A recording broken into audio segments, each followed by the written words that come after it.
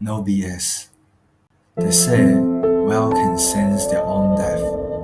When the end is near, they quietly leave the port and wait alone.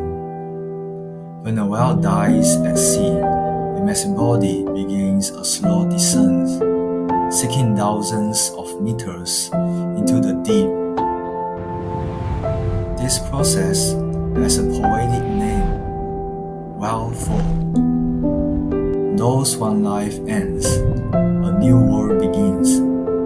The whale's body becomes food for the deep sea, sustaining at least 43 species, and sometimes even giving rise to new ones.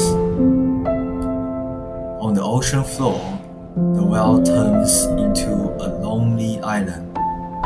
In the cold, barren deep sea, a whale fall becomes an oasis, a final act of the tenderness, feeling life in the darkness.